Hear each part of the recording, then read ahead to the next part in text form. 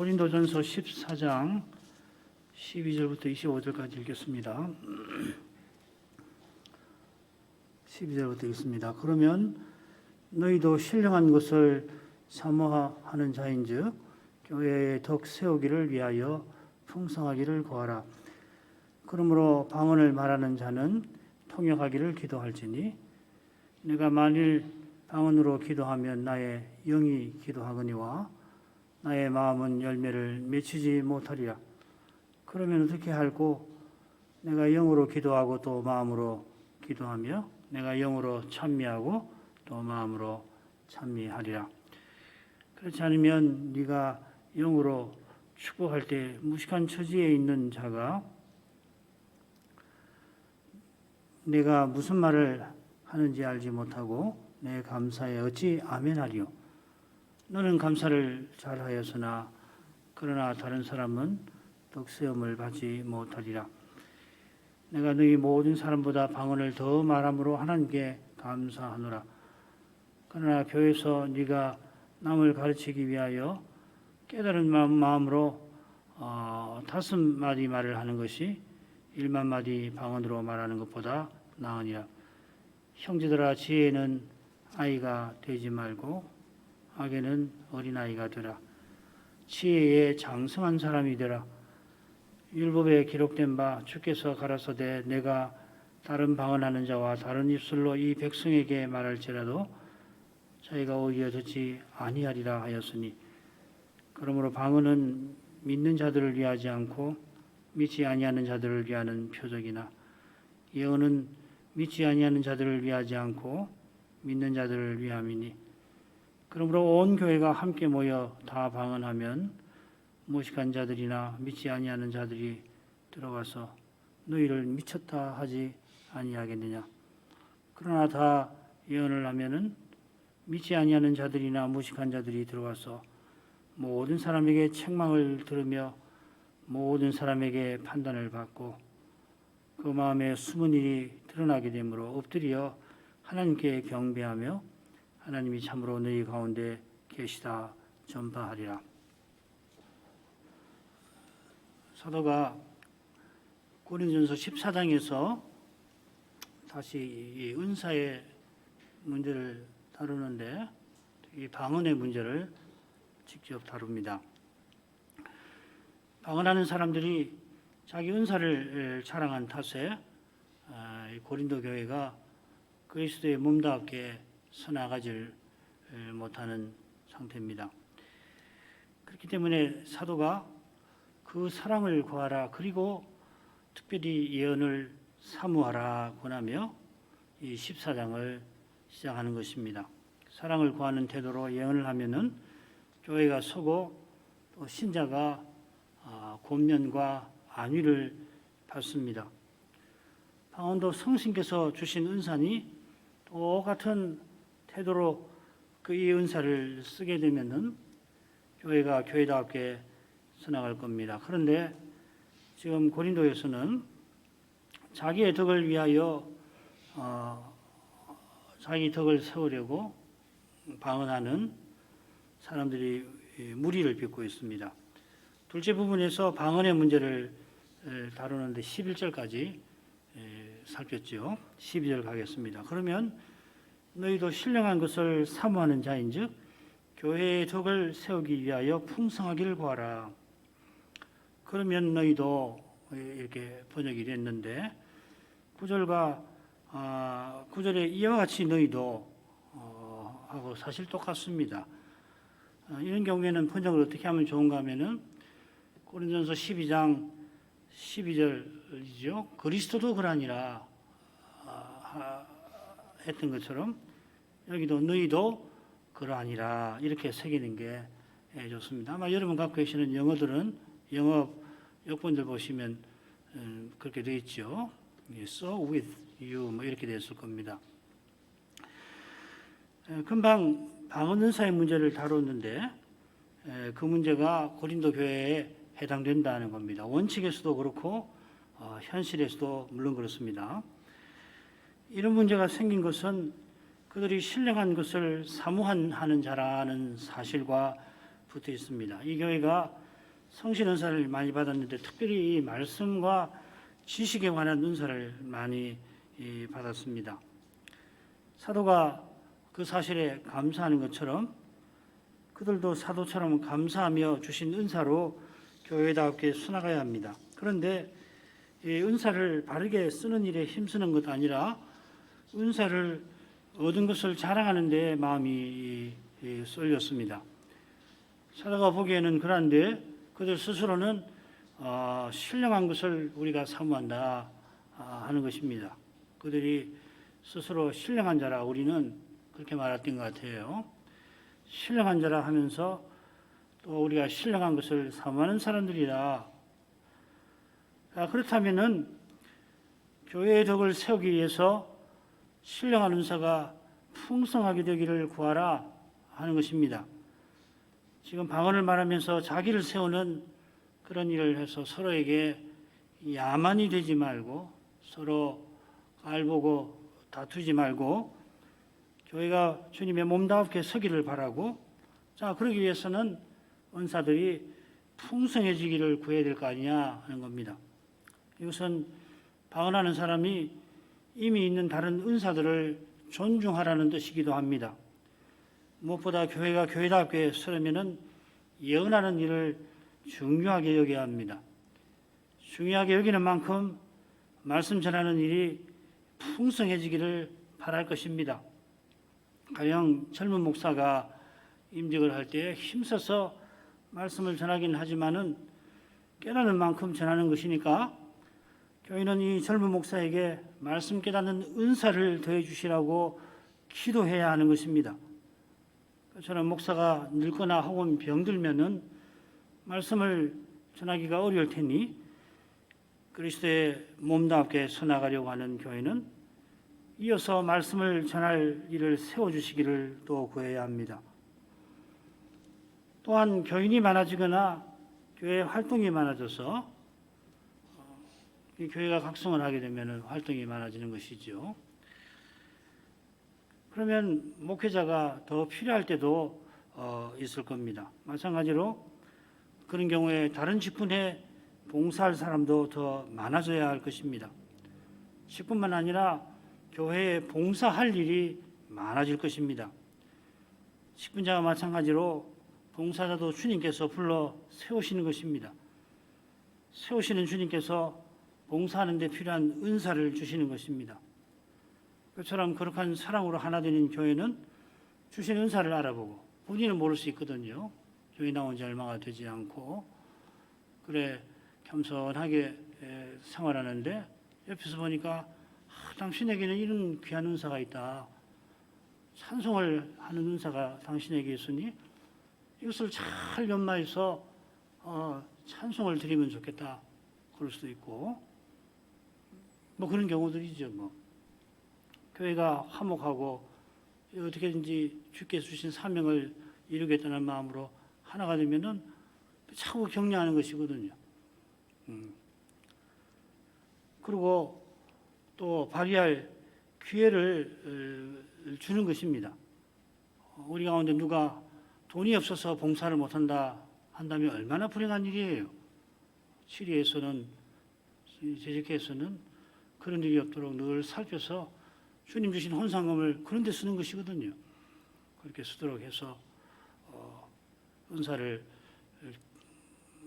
개발도 하고 또 발휘도 하고 그런 교회가 참 좋은 교회입니다. 우리 현장이 바로 그 정신을 잘 담고 있지 않습니까? 이 사도가 방언의 문제를 푸는 길을 제시를 하는데 13절부터 18절까지 읽겠습니다. 그러므로 방언을 말하는 자는 통역하기를 기도할지니 내가 만일 방언으로 기도하면 나의 영이 기도하거니와 나의 마음은 열매를 맺히지 못하리라. 그러면 어떻게 할꼬? 내가 영으로 기도하고 또 마음으로 기도하며 내가 영으로 찬미하고 또 마음으로 찬미하리라. 그렇지 아니하면 네가 영으로 축복할 때 무식한 처지에 있는 자가 네가 무슨 말을 하는지 알지 못하고 네 감사에 어찌 아멘하리요. 너는 감사를 잘하였으나 그러나 다른 사람은 덕세움을 받지 못하리라. 내가 너희 모든 사람보다 방언을 더 말함으로 하나님께 감사하노라. 먼저 사도가 이 방언하는 사람이 통역하기를 기도하라고 권합니다. 이 머릿말이 될 겁니다. 이어서 방언으로 기도하는 것에 약점을 들고 있는데, 기도하는 사람의 마음이 열매를 맺지를 못한다 하였습니다. 그래서 15절에 가면은 방언의 경우처럼 영으로만 아니라 마음으로도 기도할 것이다. 나는 마음으로 기도하리라. 그리고 16, 17절에 가면은 다시 이 방언의 약점을 이야기하는데, 방언으로 축복할 경우에는 다른 사람에게 유익을 끼치지 못한다. 그리고 18절은 맺은 말이 됩니다. 내가 너희보다 방언의 은사가 더 많으니 하나님께 감사한다 했습니다. 사도가 앞서 방언의 문제들을 언급했지만은 방언 자체가 문제는 아닙니다. 방언하는 사람이 비밀을 말하는 것이니까 그 비밀을 다른 사람에게 전할 수가 있으면은 참 좋은 것입니다. 고린도를 생각하면 꽤 아주 번창한 곳이고 2년마다 올림푸스 제전 같은 제전이 열려요. 올림픽의 기운이 되는 제전이 2년마다 열리니까 이제 여러 종족에서 구경 올 수도 있고 사람들이 왕래가 잦단 말이죠. 그러면 이제 방언하는 은사가 있는 사람이면은 이제 그런 외국인에게 헬라 말을 쓰지 않는 사람들에게 그 나라 말로 말씀을 전해줄 수가 있지 않았을까. 그러라고 방언을 주신 것이 아닐까 생각을 합니다. 방언을 통역하는 사람이 있으면은 혹은 자기가 통역하면은 그 비밀을 교회에 전하게 될 것입니다.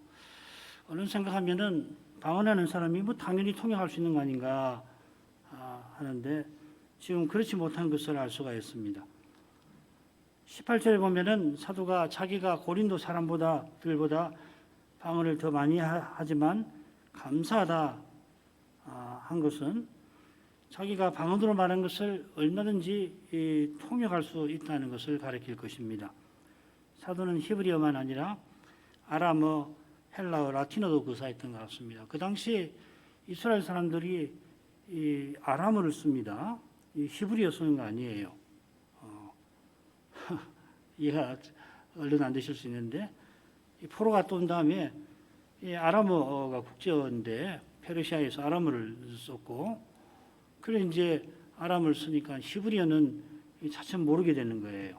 물론 아람어하고 히브리어하고 알파벳이 같고 문법도 상당히 비슷합니다만은 그러나 화란말을 잘하는 사람이 화란어를 하는 사람이 영어를 보면은 대충은 알지만은 안 배웠으면 잘 모르는 거거든요. 영어랑 화란어랑 비슷해 가지고 영어를 안 배웠더라도 남말도 비슷한 말도 있고 화란하고 독일하고 하면 더 쉬울란지 모르겠습니다.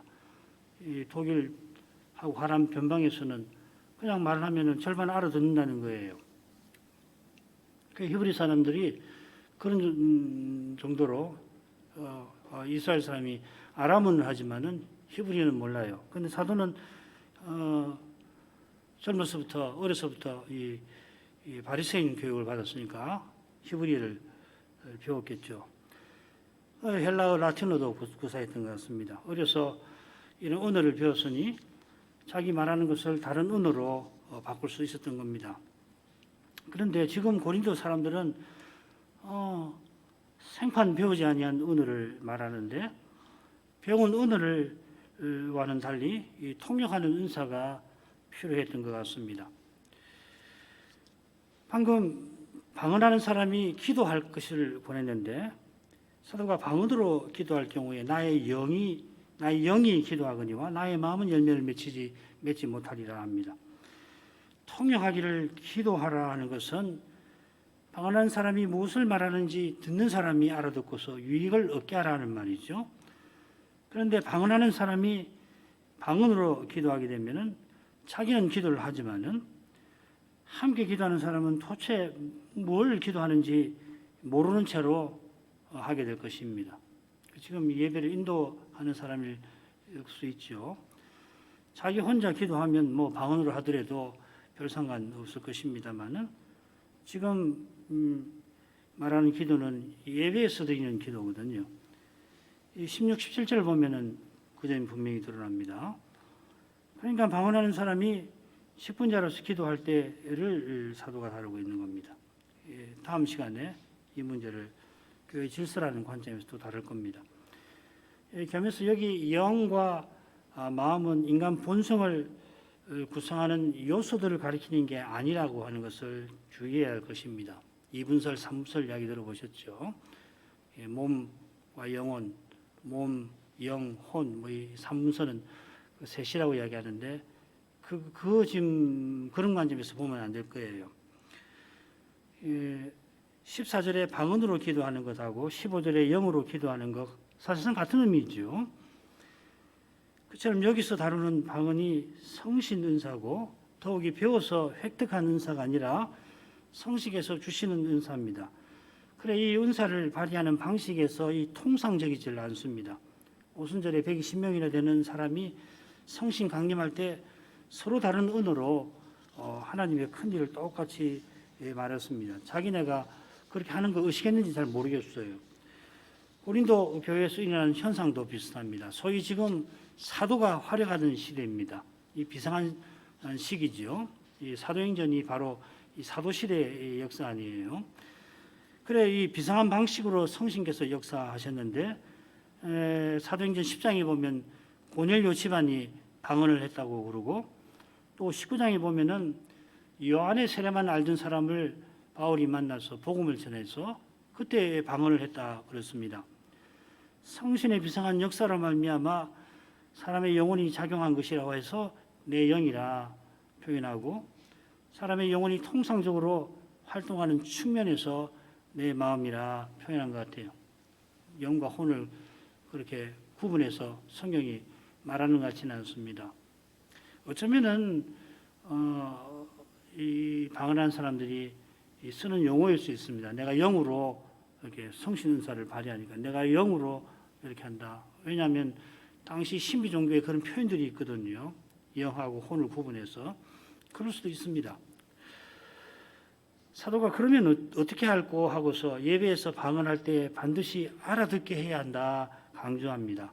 내가 하는데 나라면은 방언으로 기도하고 또 마음으로 다른 사람들 다 알아들 수 있게 기도하리라. 나 같으면 그렇게 하겠다. 입장을 분명히 밝힙니다. 내가 그렇게 하고 있다는 건 아니고 만약에 나라고 한다면 여러분의 자리에서 나의 경우라면은 나는 그렇게 할 거다 하는 것입니다. 사실 사도라면 예배에서 굳이 방언으로 기도를 하지 않습니다. 알아듣지 못하는 말 1만 마디보다 알아듣는 말로 5마디 분명하게 복음을 전하는 것이 나은 것처럼 예배에서 한마음으로 기도하는 자리에 누구나가 알아들을 수 있는 말로 하는 것이 물론 낫고 당연히 그렇게 해야 하는 겁니다. 그런데도 지금 고린도에서는 방언하는 사람이 예배에서 방언으로 기도합니다. 어떤 마음에서 그렇게 하는지 우리 이미 살폈습니다. 이어서 사도가 다시 이 방언의 약점을 듭니다. 방언 자체가 문제 있는 게 아니라 예배에서 방언하는 경우에 문제가 생기는데 앞서는 기도를 들어서 문제점을 생각했다면 이제는 축복을 들어서 생각을 하는 것이죠. 그런데 여기 축복이라고 번역을 했는데 감사 혹은 찬미라고 바꾸는 것이 나왔습니다. 용어가 찬미라는 번역된 말하고 이어 나오는 감사하고 조금 다른 말이거든요. 하나는 동사가 하나는 이 명사인데 그 사실상 같이 감사라고 봐도 됩니다. 이 축복한다는 말, 율로게오라는 말 안에 감사한다는 말도 있으니까 이 감사함이 하나님께 찬송하는 건데 노래를 불러 찬송하는 것이라기보다는 기도하며 감사하는 것입니다. 그래서 16절에 보면은 듣는 사람이 아멘하리요 어찌 아멘하리요 했잖아요. 기도에 여러 요소가 있는데 사도가 통역하기를 구하라 한 것처럼 간구하는 것도 기도에 있고 여기처럼 감사하는 것도 있습니다. 여러 요소 중에서 죄를 회개하는 것도 있죠. 또 고백하는 것도 있고 그런데 여러 요소 중에 감사를 든 이유가 있을 것 같아요. 이것은 제 생각에는 방언하는 사람이 주신 은사에 감사하는 모습을 떠오르게 합니다. 하나님께 감사하는데 실은 자기를 자랑하는 것을 사도가 지적하는 것 같아요. 그처럼 통역하기를 구하라 하지만 그들은 구하지 아니합니다. 그럴 마음이 없어요. 통역하고 싶은 마음이 없는 거예요. 계속 방언으로 기도하면서 나는 내 영으로 기도한다. 하나님과 직접 교제한다. 나는 특별한 사람이다. 그러면서 하나님께 감사한다 하는 말을 썼던 거 아닌가 합니다. 무식한 처지에 있는 자들이 나오는데 이게 무슨 표현이냐면은 아직 교회에 가입하지 아니했지만은 예배에 참석하는 사람을 가리키는 표현입니다. 이 무식하다고 해서 이게 조금 번역이 좀 거친데 아직 입교하지 않은 그러나 입교할 뜻은 있는 사람 같습니다. 그래 이 표현을 그대로 새기면은 무식한 처지에 있는이라는 말을 그대로 번역하면 입교하지 아니한 자들의 자리를 채우는 자라고 새길 수 있습니다. 실제로 입교하지 아니한 자들의 자리가 실제로 있었는지 잘 모르겠습니다만 있습니다. 아마 있는 교회도 있고 없는 교회도 아마 있었을 것 같아요. 이 초대교회사를 보면은 그럴 가능성이 있어 보입니다. 아무튼지 복음이 활발하게 전파되는 중이라 복음을 듣고 아직 믿음을 고백하지 않았지만 예배에 참석하는 사람들이 고린도 교회에 있었습니다. 늘 말씀드리지만은 고린도에 하나의 큰 예배당이 있다고 생각하시면 안 됩니다. 여러 가정 교회들이 있었을 겁니다. 이들이 예배에 참석했다가 방언하는 사람들의 기도를 듣는데 처음에는 이런 현상을 보고 이상하게 생각했을 것 같아요. 이건 우리가 늘 보던 건데 이런 겁니다. 당시 신비 종교가 이런 종교들이 많았거든요. 그런 생각을 이 도대체 뭘지 이렇게 했지만 계속 그렇게 기도할 때 이게 무슨 말인지를 알지 못하고서 아멘하지 못하게 되었습니다. 실제로 기도가 언제 끝나는지도 모르니까 뭐 아멘하지도 못할 뿐만 아니라 무슨 내용인지를 모르니 한 마음으로 기도에 함께하지를 못하는 겁니다. 우리가 예배에서 하나님 말씀을 전해주실 것을 구할 뿐만 아니라 또 기도할 것이 뭐냐면 함께 하나님께 드릴 말씀, 기도도 구해야 합니다. 말씀을 전하고 받게 해주십시오. 이 기도는 하시는데 기도도 그렇게 하셔야 됩니다. 굉장히 중요한 것입니다. 말씀을 전하고 받는 것하고 똑같이 중요하다고 생각하셔야 합니다. 기도도 성신께 받아서 드리는 것입니다. 물론 함께 기도할 심정도 주시고 힘도 구해야겠죠. 한 마음으로 기도하지 못하는 것이 얼마나 불행한 일입니까? 그러면 찬송도 그렇게 안 되는 것이거든요. 그런 교회가 어떻게 말씀을 한 마음으로 받고 전하고 받겠습니까? 똑같은 거예요. 될 수가 없는 거예요. 기도를 함께 못하는데 말씀은 좋다 그런 거 없지 않아요.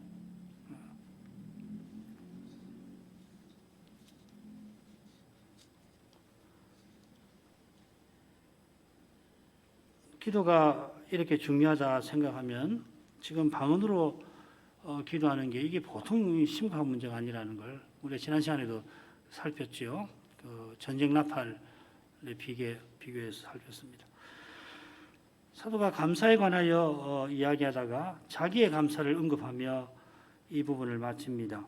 방언하는 사람이 방언으로 기도하며 감사를 잘하였으나 그러나 정작 함께 기도하는 교회는 감사는커녕 원망이 마음에 생깁니다. 이러한 감사가 참으로 잘한 감사일 리는 없을 겁니다. 지금 사도가 지금 그런 식으로 지금 책망하듯이 하는 것이죠. 그처럼 사도가 자기가 너희 모든 사람보다 방언을 더 말함으로 감사한다 한 것은 자기 자랑 물론 아니고요. 하나님께서 사도에게 여러 방언하게 하셔서 그 방언으로 그리스도를 전하게 하신 사실을 가리키는 것입니다. 무릇 은사는 그리스도를 드러내는 방편입니다. 그리스도를 드러내면 그 은사는 어떤 은사든지 더 좋은 은사입니다. 그리스도를 드러내는 데 쓰임을 받는 것이야말로 하나님께 참으로 감사할 일입니다. 직접 교회에서 무슨 활동을 해야만 하는 것 아닙니다. 교회를 위해서 기도하는 것만큼 실은 중요한 것 없습니다. 봉사활동하지만 아무도 기도하지 않는다고 생각해 보세요. 뭐 그런 일이 없겠지만 안 되는 것이에요. 정말 기도가 중요합니다. 혹시 사정이 있어서 봉사하고 싶어도 나는 못하는 거 아닌가? 그럴 때 기도하시기를 바랍니다. 물론 기도도 쉬운 건 아니에요. 기도도 정말 어려운 것입니다. 19절로 갑니다. 그러나 교회에서 네가 남을 가르치기 위하여 깨달은 마음으로 5마디 말을 하는 것이 1만 마디 방언으로 말하는 것보다 나으니라. 감사한 이유가 여기 분명하게 제시가 되는데 내가 교회에서 남을 가르치기 위하여 자기의 소명과 심정을 표현합니다. 지금 한글 개역에는 내가 해서 너가 이렇게 되어 있는데 내가 사도가 자기를 가리켜서 하는 말입니다. 원문에 나라고 되어 있습니다. 사도가 교회에서 다른 사람을 가르치는 소명을 받았습니다. 왜 내가라고 했는지 잘 모르겠어요. 번역을. 그 소명을 이루는 것이 사도에게 중요합니다. 그가 방언 은사도 남보다 많이 받았지만은 방언으로 아무리 많은 말을 하더라도 알아듣는 사람 있으면은 뭐 통역하면 뭐 좋지요. 근데 없으면은 차라리 깨달은 마음으로 몇 마디 하는 것이 낫다 하였습니다. 여기 깨달은 마음이라 했는데 앞서는 그냥 내 마음이라고 했습니다. 내 마음 앞에 내 마음으로 내가 마음으로 할 때 이거 똑같은 말입니다. 다른 사람이 분명히 알아들을 수 있는 말로 그리스도를 전하는 것이 낫습니다. 사실 사도가 원한다라는 말을 씁니다. 나언이라 이렇게 번역되어 있지만은 내가 원하노라 하였습니다. 고린도 지도자들도 자기와 똑같은 심정이 되어서 교회를 세워나가기를 바라는 겁니다. 5절에 너희가 특별히 예언하기를 내가 원한다 한 그대로입니다. 사도와 같은 소원이 있다면은 방언하는 이들도 은사를 제대로 쓰게 될 겁니다. 교회답게 서나가는 데 쓰겠죠. 또 교회도 이 뛰어난 은사가 있는가 이것도 물론 살펴야 되지만 이런 소원을 가진 사람을 직분에 세울 것입니다. 다른 교회들은 그런 사람을 세우겠죠, 그죠? 재주가 있나 이것이 1차적으로 중요한 것이 아니잖아요. 그 다음 부분으로 가십시다. 사도가 대뜸 지혜에 장성한 사람이 되라 하면서 이 단락을 마무리를 합니다. 읽겠습니다. 형제들아 지혜는 아이가 되지 말고 악에는 어린아이가 되라. 지혜에 장성한 사람이 되라. 지금 지혜에 관한 말이 앞뒤로 나오고 가운데 악이 나옵니다. 지혜, 악. 얼른 보면 이게 짝을 안 이루잖아요. 지혜, 무식 이렇게 되어야 되는데 악이 대조가 되었습니다. 왜 악을 언급하는가? 지금 고린도 일부 지도자들이 스스로 지혜롭다고 하지만은 그리스도 안에서 어린아이 짓하는 것과 붙어 있는 것 같습니다. 특별히 방언하는 사람들이 자기가 다른 사람과 다르다고 자랑합니다만은 교회 그리스도의 몸을 헐고 있습니다. 이게 악입니다. 사도가 말하는 악에는 어린아이가 되라 하는 것은 그리스도의 몸을 허는 그런 일은 낯설게 느끼는 그 뭐지? 그게 뭔가 관심이 없는 그런 상태를 가리키는 것 같아요. 그러니까 그런 일 전혀 몰라서 순진한 것이 아니라 누구보다 잘 알지만은 항상 자기를 부인하여서 그런 일을 멀리하고 또 멀리 한 끝에 마침내는 그런 일과 아무 상관없는 그런 상태에 이르는 것을 가리키는 것입니다. 어린아이가 되라 하는 말은 되라고 하는 거 아니에요. 어린아이다라고 하는 게 어린아이가 되어라는 것입니다. 우리가 나면서 죄인이라 누가 가르쳐주지 않아도 우리는 악에 익숙한 존재들입니다. 악에 닳고 다른 상태에 이르게 되는 겁니다. 하나님 은혜로 거듭나서 그런 일이 얼마나 악한가 알고서 날마다 멀리하는 겁니다. 날마다 그렇게 하다가 어느새 이전과는 달리 속에다 뭘 다 감추고서 남을 속이며 말하는 것 그런 것을 다 버리게 되고 순전하게 예 아니요 하게 되는 겁니다. 멍청해서 그런 게 아니라 다른 사람만큼 머리가 팍팍 돌아가지만은 신자는 그렇게 말하는 거 아니다. 왜 속에 있는 말을 솔직하게 이야기하지 않고 그걸 감추고서 돌려서 말하거나 심지어 속여 먹으려고 그 말을 틀어서 하느냐 이 말이죠. 이렇게 하는 거 아니다. 신자는 예, 아니요 하라 하셨다. 솔직하게 이것은 이것입니다. 저것은 저것입니다. 그렇게 하는 것이지. 뭘 숨겨갖고 속은 그러지 않지만은 감추고서 그렇게 말하는 거, 그거 자꾸 버리는 것이거든요. 전에는 스스로 뭘 이루려고 했지만은 오직 하나님이 언약을 이루신다. 그리스도가 교회를 세우신다는 것을 알고서 겸손히 성신을 의지해서 그 인도를 한 걸음 한 걸음 받아나가게 되는 것입니다. 은혜로 깨달았다 하더라도 내 깨달음이야 감사하지만은 주님의 뜻에 여전히 미치지 못한다 하는 것을 알고서 깨달은 자기를 자랑하는 것이 아니라 더욱 주님을 철저하게 의지하게 되는 것이에요. 하나님 뜻을 말하면서 실은 사람이 계획을 세우고 이루어야 하는 것이 얼마나 악한 줄을 알고서 두려워하고 멀리하는 것입니다. 꾀부리지 않는 것이에요. 지혜에 장성한 사람은 하나님의 지혜이신 그리스도를 더욱 깨닫고 더욱 의지하고 더욱 바라는 것입니다. 오직 그리스도 고백하고 그리스도를 전부로 삼는 사람입니다. 그저 그리스도 아는 지식이 많아지는 것 아닙니다. 오직 그리스도를 고백해야 그리스도를 제대로 아는 것이고 그리스도를 전부로 삼아야만 주님께 다 드린 자다웠게 살아갈 수가 있게 되는 것입니다. 전부 드리지 않으면은 죄송한 말씀입니다만은 그리스도 아는 일에 진보 없습니다. 속지 마십시오. 아는 게 아닌 게 아니에요. 차라리 모르면 더 나을 수도 있는 것이에요. 차라리 모르면은 제대로 배워서 참으로 그리스도를 드러내고 살 텐데 다 드리지 않고서 남들도 열심히 하니까 나도 그렇게 해야 되는가 보다 하고서 부지런히 책도 읽고 예배 나와서 하지만은 지식이 생긴 그 지식이 무슨 일을 합니까? 남 비판하는 것이에요.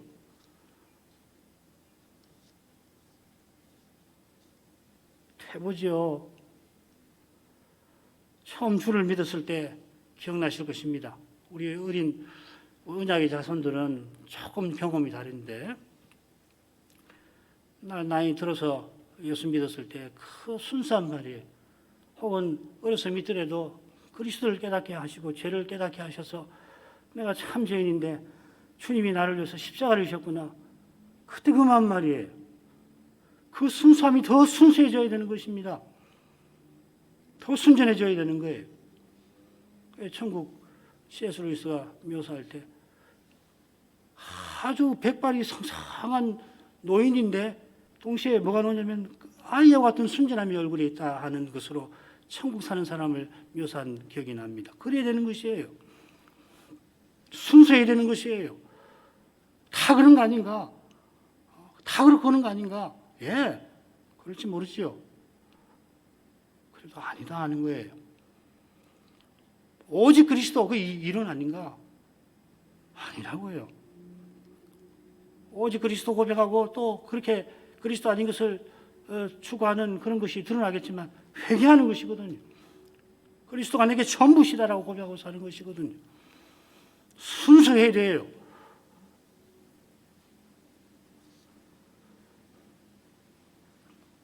그러면은 그리스도를 점점 알아가는 것입니다. 그렇게 하면 주일에 열심 내는 것이 교회를 허물게 될 것입니다. 그 마음에 교회를 내가 세우고 내가 지킨다는 허망한 욕심이 있어 그런 것입니다. 이 교회 내가 지켜야지. 어림없는 이야기 아니에요. 그런 욕심이 있으면 자기도 모르게 자신을 봉사하는, 지키는 자기를 내세우고 자랑한단 말이죠. 자부심이. 왜냐하면 지켜야 할 만한 가치가 있다고 생각하니까 자부심이 생긴 거 아니에요. 이거 놓쳐서는 안 된다는 거 아니에요. 이걸 어떻게 버리냐는 거 아니에요. 그 말은 이걸 어떻게든지 쥐겠다는 것이거든요. 쥐면 자랑하게 되는 것이죠. 자부심이 생기는 거 아니에요. 그리스도인은 다 버려야 됩니다.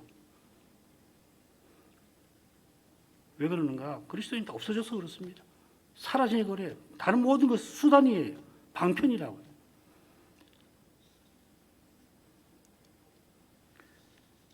그런 허망한 욕심에서 자기 내세우고 자랑하는 교만이 생기고 그게 고린도 교회의 문제고 무릇 교회의 심각한 문제일 것입니다.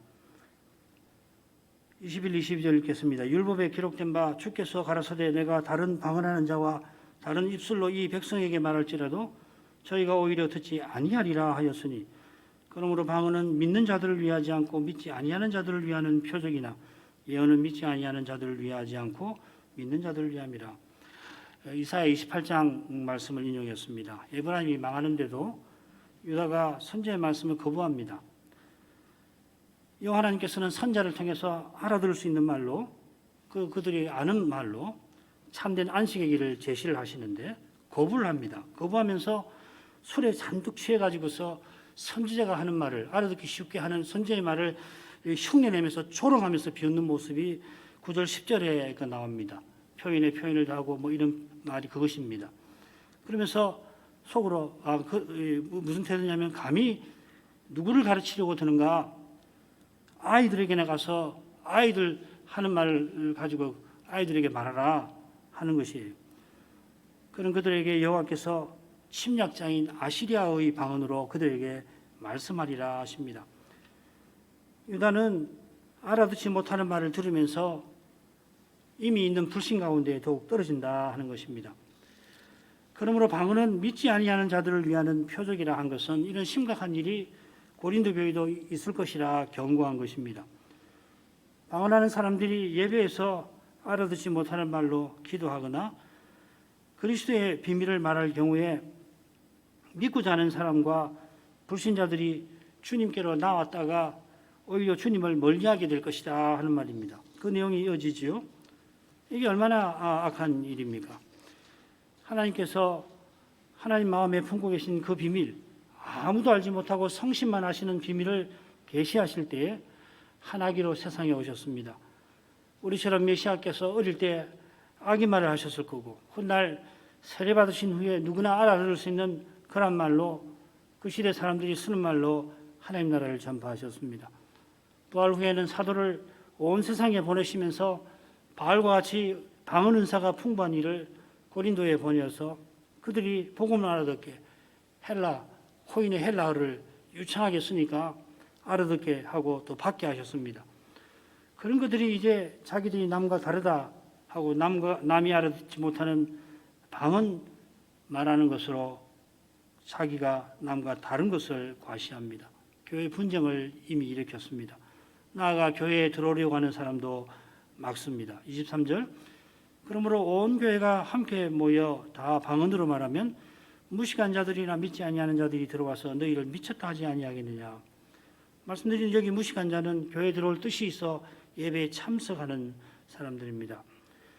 만일에 교회가 예배로 모인 자리에서 모두가 방언을 말한다면은 실제로 모두 말하는 경우를 이야기할 수도 있고 제 생각에는 여러 사람이 방언하는데 마치 전부 방언을 말하는 것 같은 그런 정도로 떠든 거 아닌가 생각도 듭니다. 아무튼지 그렇게 되면 믿고자 하는 사람이나 믿지 않는 사람들이 그 광경을 보고 그 당시에 신비 종교들을 떠올릴 수가 있을 겁니다. 가령 어떤 그 신비 종교는 향정신성 약물을 술에 타고 마시고는 그 다음에 정신이 몽롱하고 취해서 약물에 취해가지고 난잡한 제전을 벌이곤 했습니다. 알아듣지 못하는 말을 막 해대면서 했겠죠. 모두 방언하며 알아들을 수 없는 말을 해대면은 그들이 기독교도 자기네가 이미 알고 있는 그런 종교랑 다를 바가 없구나 그렇게 여길 것입니다. 그러나 하나님께서 예언의 은사를 주셔서 복음을 믿지 아니하는 사람들에게 전하게 하셨습니다. 24, 25절 그러나 다 예언을 하면 믿지 아니하는 자들이나 무식한 자들이 들어와서 모든 사람에게 책망을 들으며 모든 사람에게 판단을 받고 그 마음에 숨은 일이 드러나게 되므로 엎드려 하나님께 경배하며 하나님이 참으로 너희 가운데 계시다 전파하리라. 앞서 다 방언하면 생기는 문제를 지적하고 이어 다 예언하는 경우를 듭니다. 실제로 모든 교인이 말씀 전한다 그런 것 아니겠죠. 이 교회의 말씀이 가득한 모습을 가리키는 것 같습니다.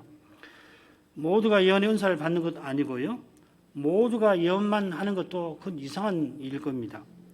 12장에 나왔죠. 사도가 바라는 것은 모세가 바라던 그것입니다. 모세가 뭐라고 했냐면 여호와께서 그 신을 그 모든 백성에게 주사 다 선지자 되게 하시기를 원하노라. 실제로 선지자 역할을 하는 것이 아니라 그리스도를 알게 되기를 바란다는 것입니다. 사도행전 2장에도 마찬가지 요엘 선지자 예언이 이루어졌다고 해서 남자나 여자나 아이나 노인이 예언하게 될 것이다. 이상을 볼 것이다. 꿈을 꿀 것이다. 그렇게 이야기했는데 그건 다른 것이 아니라 선지자처럼 그리스도를 안다 하는 것이에요.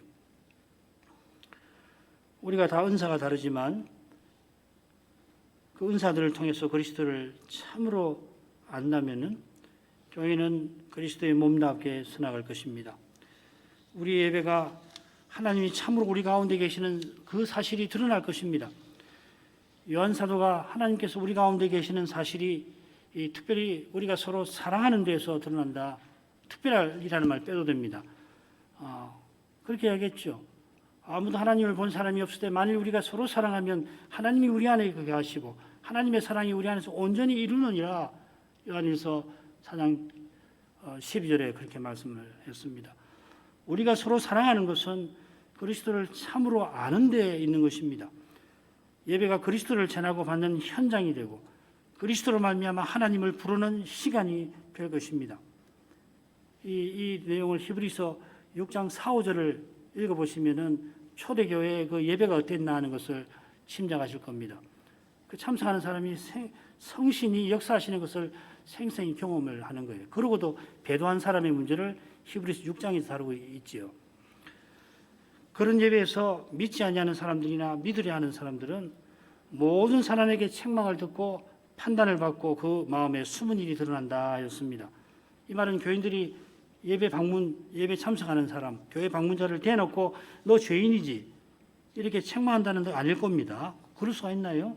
예배에서 하나님의 거룩한 영광이 특별히 말씀과 또한 기도와 찬송에서 나타나니까 그 영광을 보고서 믿지 아니하는 자들이 자기 속에 있는 죄를 보게 된다는 것입니다. 죄인을 사랑하시는 하나님의 은혜 가운데서 죄를 깨닫고 고백하게 되는 겁니다.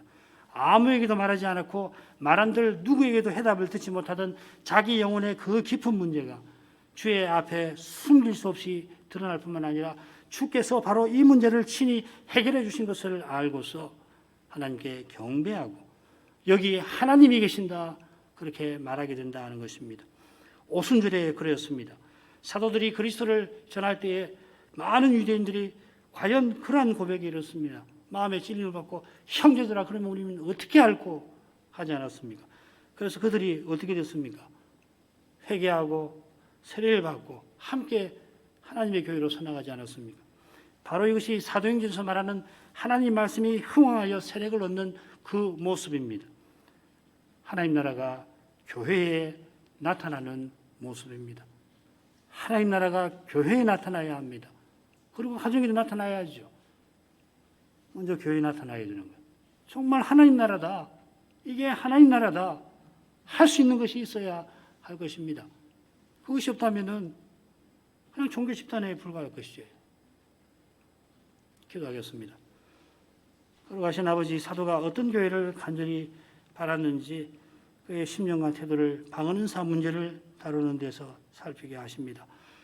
예배에서 그리스도를 전하고 받는 일이 바르고 풍성하여서 모두가 그리스도를 참으로 알아 그 예배에 믿지 아니하는 자들이 혹 참여할 때 거기에 하나님 거룩한 영광이 나타나서 그 영광의 인생의 마음에 꽁꽁 숨어놨던 숨겨놨던 죄가 드러나되 동시에 그 죄를 용서하시는 하나님의 사랑의 빛 가운데 드러나서 믿지 아니하는 자가 죄를 깨닫고 주님을 믿어 하나님께 경배하고 너희 가운데 하나님이 계신다.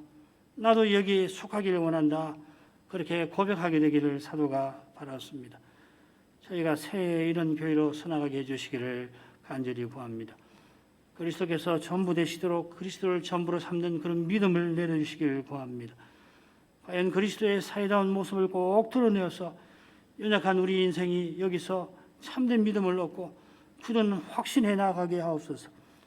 그리하여 죄와 죽음의 현실에서 고난을 기꺼이 받게 하시고 사도처럼 사망은 우리 안에서 역사하고 생명은 너희 안에서 하느니라. 이러한 고백이 우리에게서 나오게 해주시옵소서. 그리하여 주의 이름이 우리 가운데서 영광을 받게 하시옵소서. 예수님의 이름으로 기도합니다. 아멘.